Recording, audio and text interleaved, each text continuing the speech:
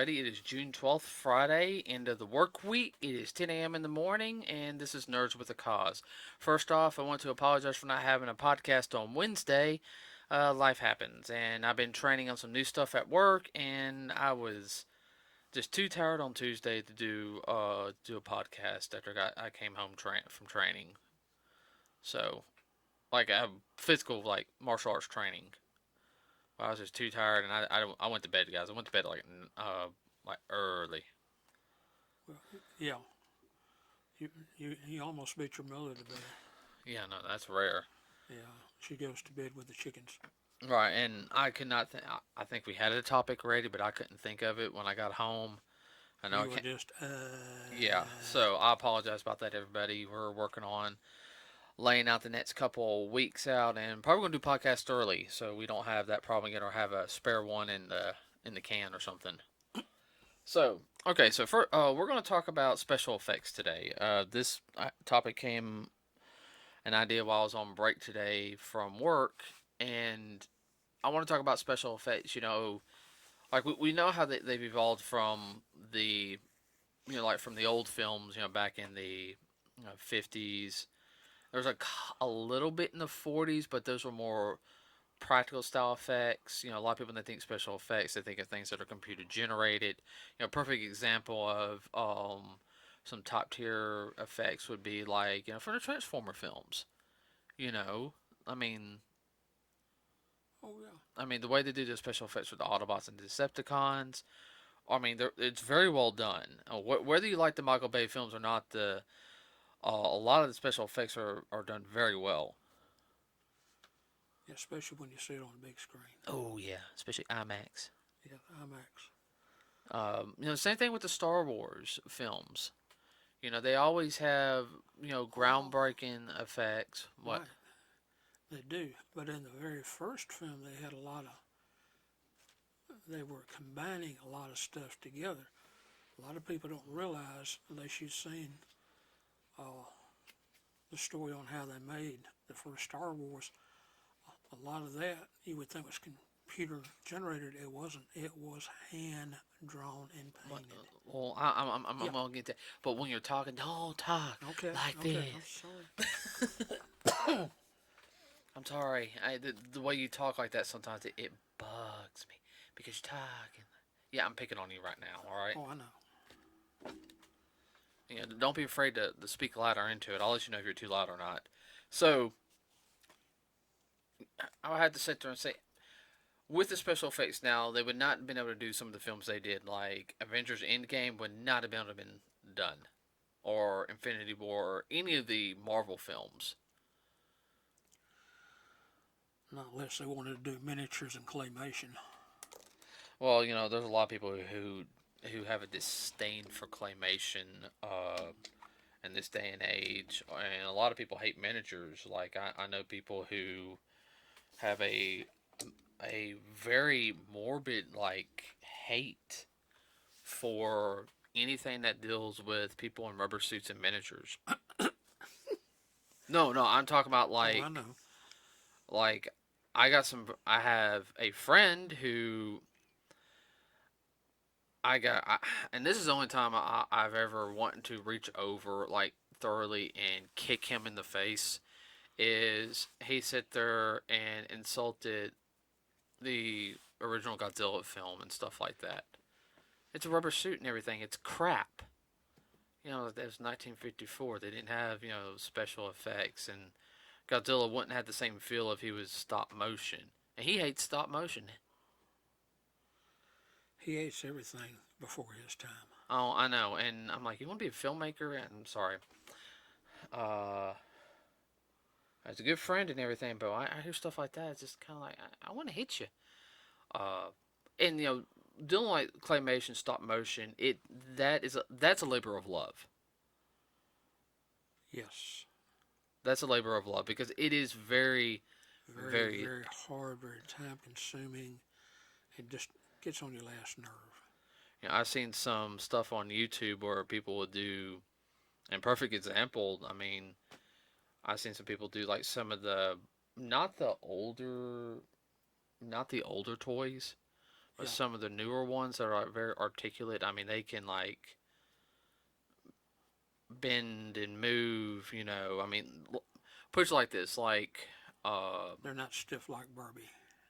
no, and these toys, these figures, you can pose them and everything. Actually, I have one. I don't know if it's in here or not. Um, Well, a lot of and they're the about newer Transformers are very posable. You can do a lot with them. yeah, some of them are. Yeah. Some of them very very much are. But I'm talking about like I've got that Kirito figure. Yeah. It's like $65 getting that one. Mm, I, s- ouch. I saved up for it Oh, years I know. ago, I know. but he's very posable, and people do stuff like that. And I think there's one guy he does I don't know if he does anymore, but he had like some of the like I think Captain America, Batman, like Superman, and he has like some Dragon Ball Z characters like fight each other, and he'll do a stop motion and add the special effects and everything. It's a little choppy, yes, but it's not bad. I mean, and I guess you can classify that as a special effect. Oh, definitely. Well, you think too, talking about stop motion and claymation, imposing figures, a show that comes on. A lot of people, I don't know, a lot of people hate it, but they just kind of go, ah. But a lot of people love it, like me, Oh, I love it and too. that's Robot Chicken. It uses all of that stuff. And your friend who disdains, Oh, he don't like Robot Chicken. yeah, I'm about saying he doesn't like Robot Chicken. How can you not like Robot Chicken? Well, yeah, the different humor level too, and everything. Of course, Robot Chicken does have some lowbrow humor and everything. And Seth Green, if you're listening, I'm not complaining because I have been a fan of Robot Chicken since episode one. I remember the premiere, and I was like, "What the?" And I checked it out, and I died laughing. So uh, I hate the fact that the only thing I hate is the fact is I know you do go to garage sales and get like old beat up toys and destroy them even more. Up to the point now where I've even heard rumors that people will they see Seth Green coming, they'll like quadruple the price. Well, for two reasons. It's Seth Green, and also it's going to be destroyed, so there's one less of that particular toy in existence. The, the, I've actually heard there's collectors at conventions will not sell to him. I wonder why. It becomes that whole point like you got to sign a contract. Yeah, especially something that's hard to find, is in good shape, and is not doesn't have a lot of kid wear on it. Well, I think the production value has gone up to where they've been able to like order stuff where he's not destroying things like he did in the first couple of seasons. Oh yeah. Um, but Well, Robot Chicken is not for the faint of heart, and it's not for little kids. no, it's definitely not. That's an adult show. Oh yeah. But like he does like all the stop motion.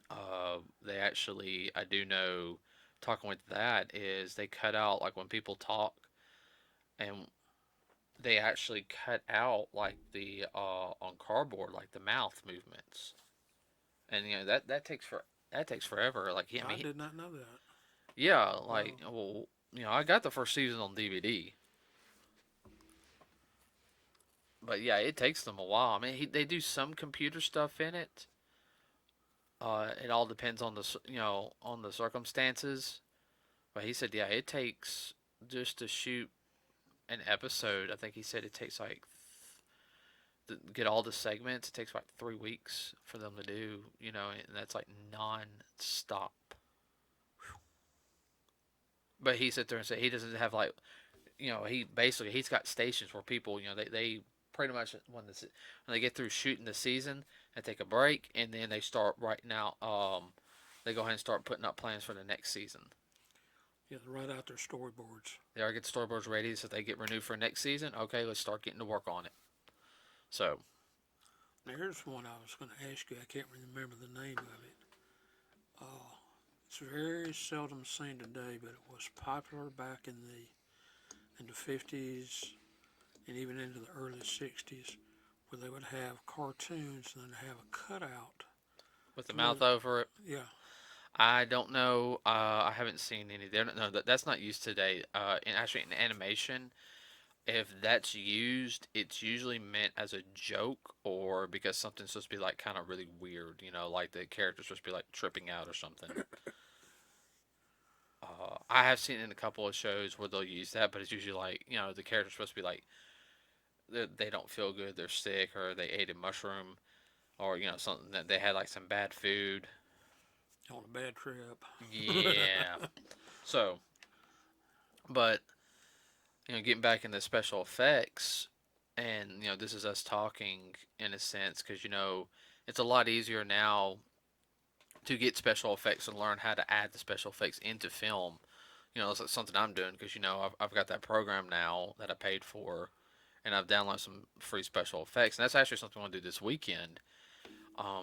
Compared to okay, so here's a question. Okay, so I've done an anime power short, and um, the guy uh, Jacob who does our did the shooting. He was in the scene a little bit, and then he did. I know he supposedly drew the effects compared to getting stock footage of the effects.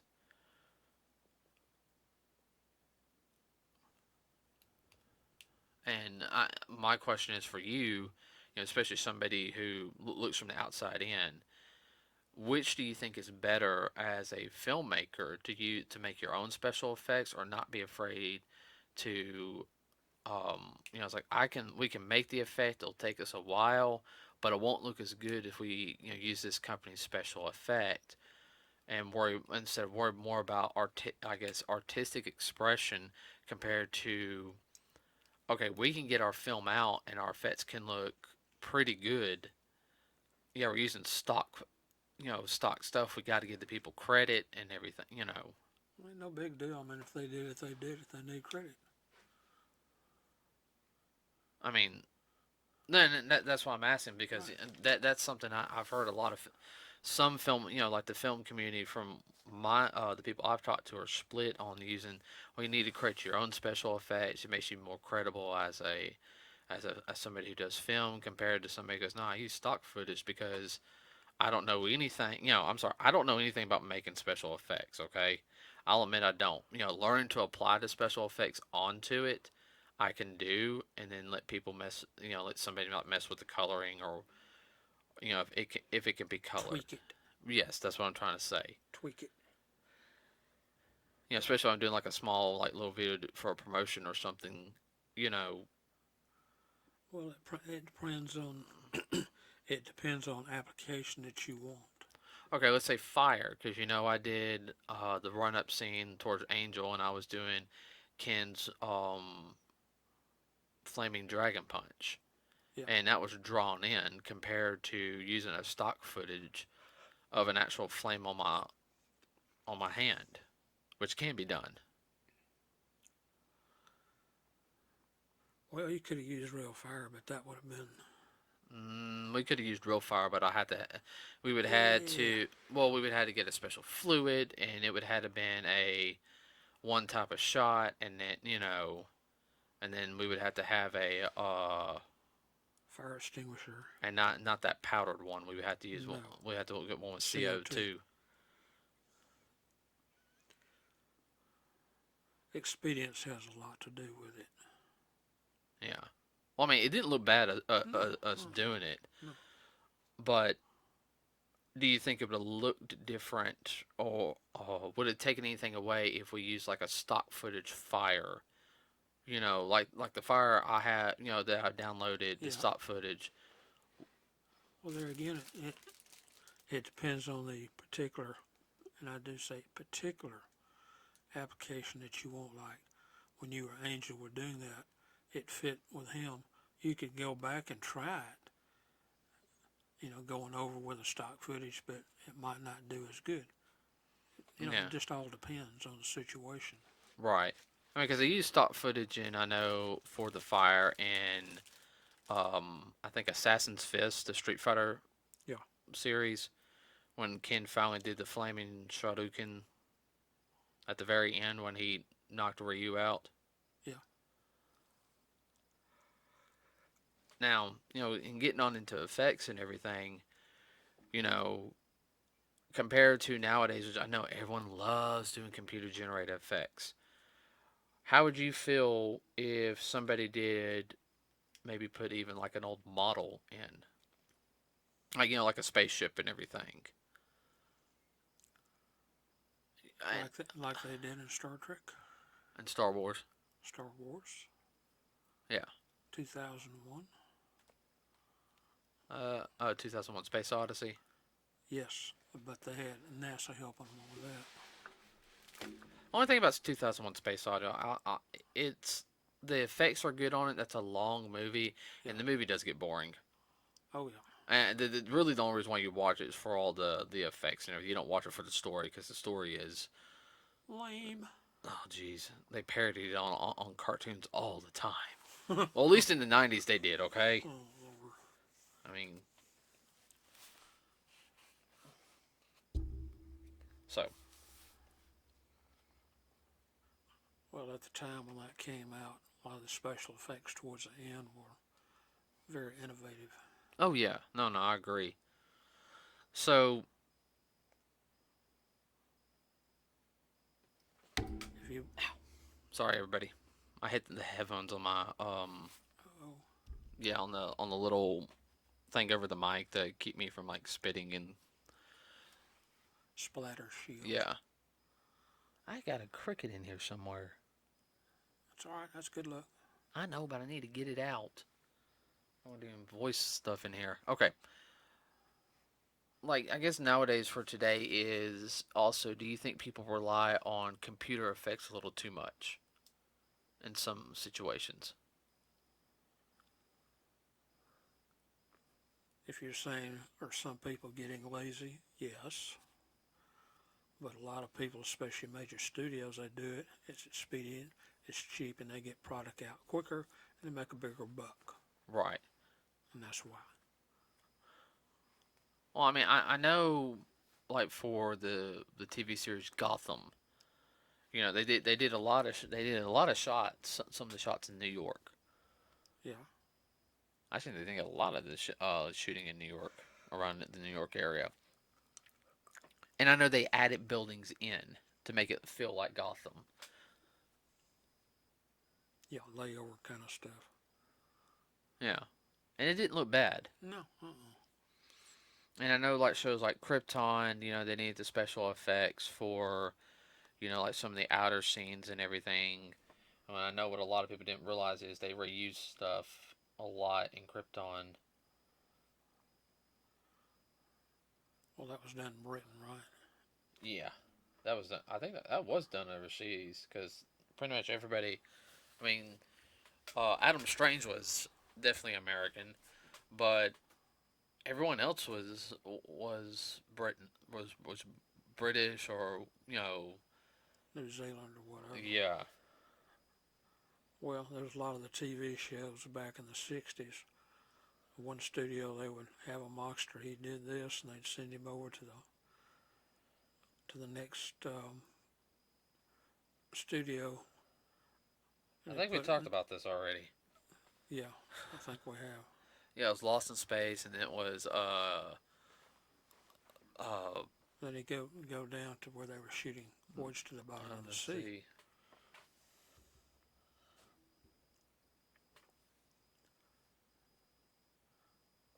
And they did the same thing on Star Trek. That's the reason a lot of the Star Trek stuff that they built for scenes and whatnot, because they would just take it and cut it up, repaint it, and use it for the next week's show. Mm-hmm. Now, personally, I kind of miss when they used to do the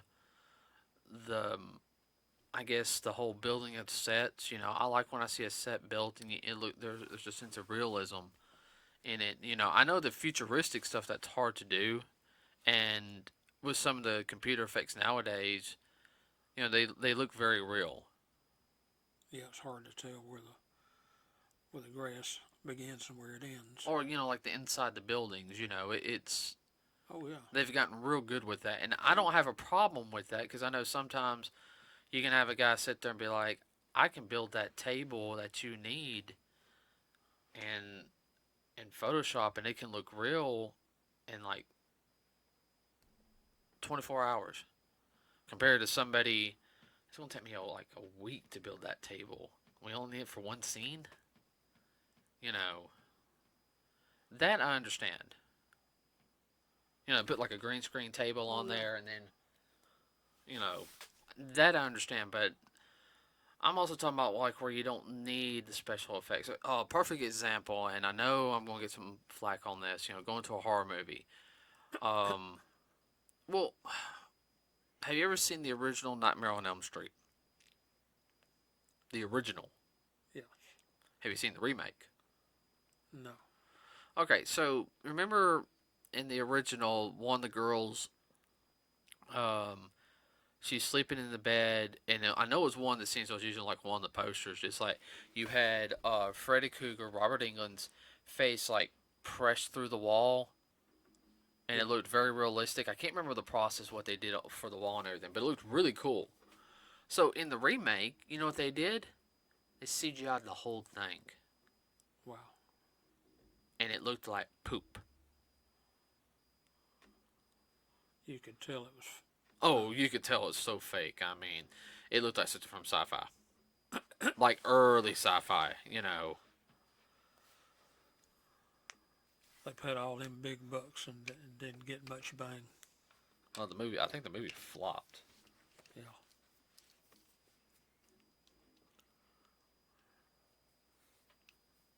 Well, it's kind of hard to replace Robert England. That guy is a character and a half. Oh yeah, I'd love to meet him one day. They say he is a hoot. Oh yeah, I think he said he'd like to come back for Freddy for one more time. He'd like Yeah. to do one more ride as Freddy.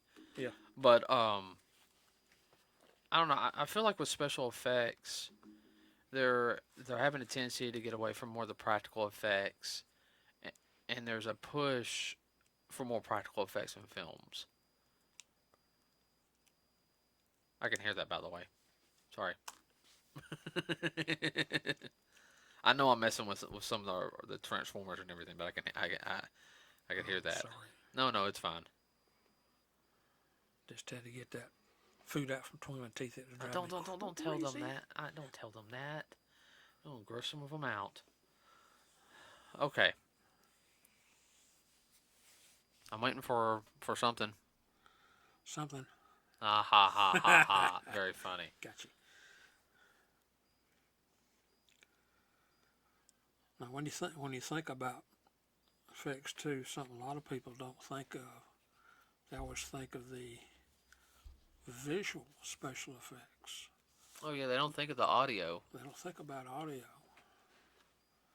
And there's a whole, there used to be a whole group of people I saw that did was the sound effects. And they would do it for the film. They had all these different things they would use to make these different sounds. Of course, now it's all on tape. Now all they got to do is just plug it in. Some studios still do the original style sound effects. Yeah.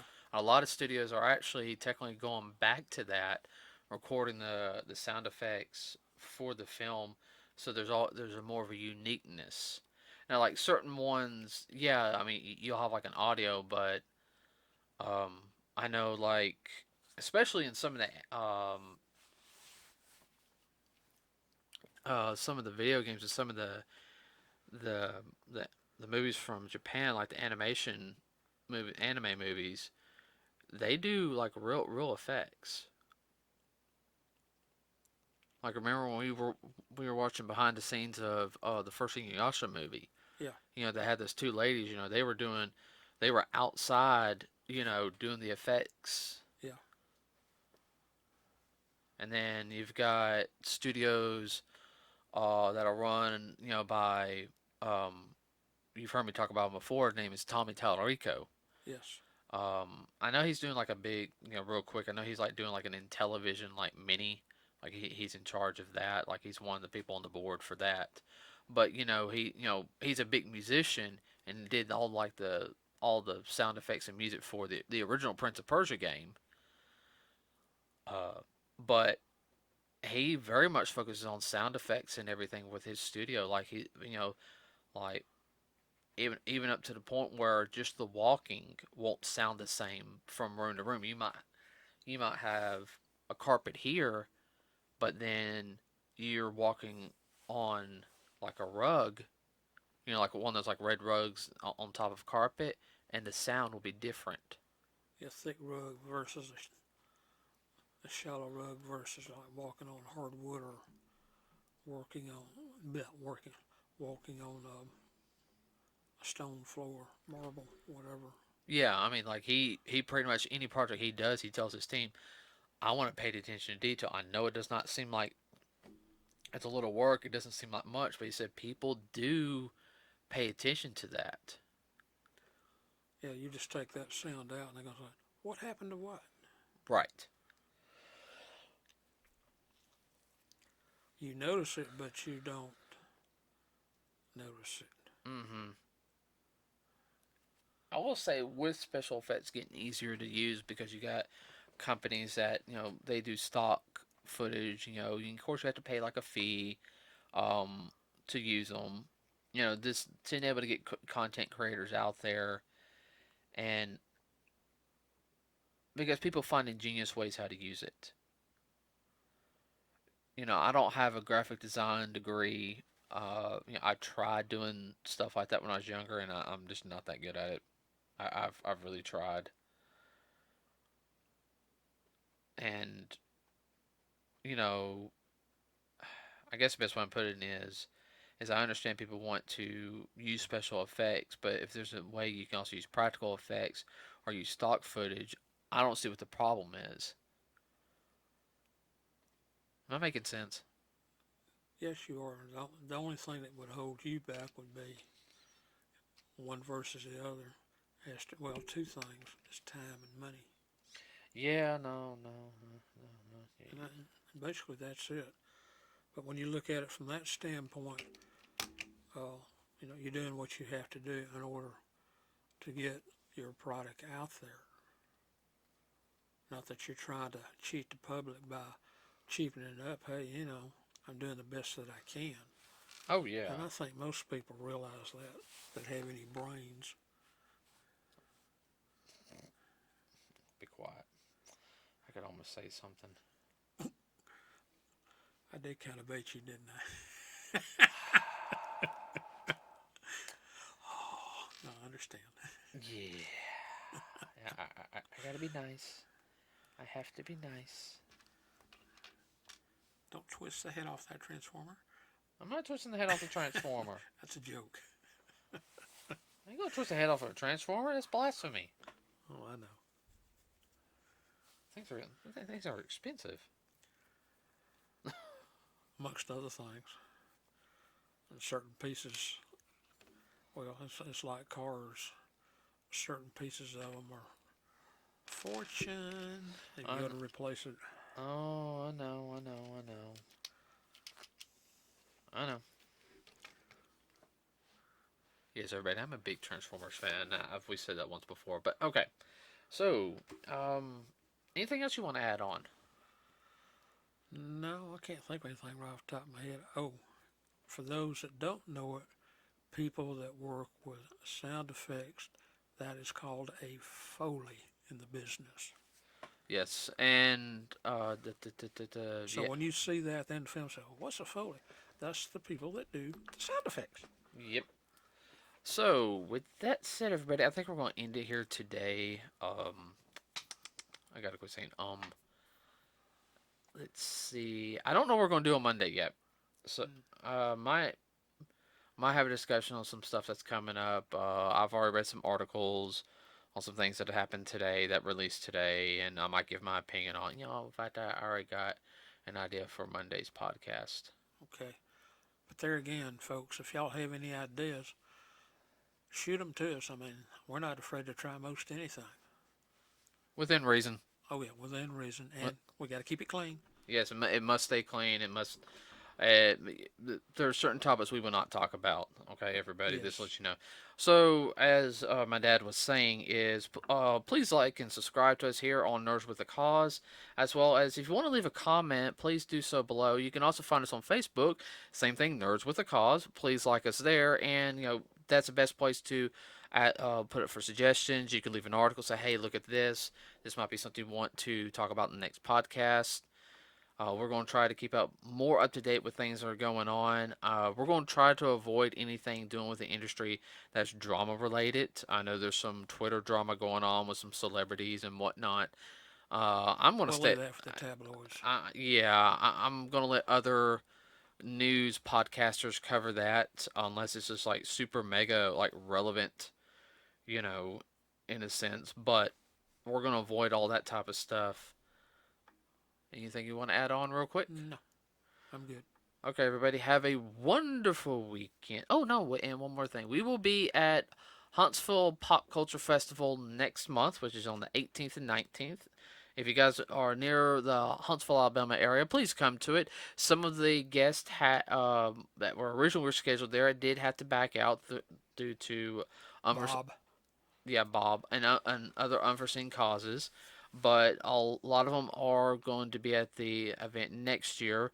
But in turn, well, I can sit there and say is that the people in charge of it, I've already got other guests lined up. I can name two guests on top of my head. Two guests on top of my head. One was announced today. They will be having Walter Jones. If you guys don't know who he was the first Black Ranger from Mighty Morphin Power Rangers. He played Zack. He will be back at the Pop Culture Festival this year. They also got Trunks from Dragon Ball Z is going to be there. He also does Shigaraki from My Hero Academia. You're also going to, let's see, who else are you going to have there? You're going to have, I think you're supposed to, I got to double check. Kane's going to be there. The wrestler. Supposedly Kevin Nash is going to be there. Sergeant Slaughter's going to be there, who's a older wrestler, also played himself in GI Joe. And that's all I can think of right now.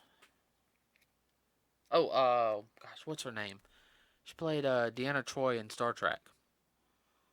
Oh, junk. I cannot think of her name. She will be there, and I think Sartana, is that the way you pronounce her name? I'm not sure. Do not ask me. I think isn't Beverly Crusher supposed to be there too? According to you, she is, yes. I think The actress. Yeah, I think she was going to be there. If you guys don't know, the lady who played Deanna Troi also played Demona in Disney's Gargoyle series, which came out in the mid '90s. Yes. And in fact, there was a lot of people that were from Star Trek on that. Yes. We will talk about that later one day. That will be a whole podcast. Nothing but on gargoyles. Okay, everybody. With that said, have a wonderful weekend. We are out.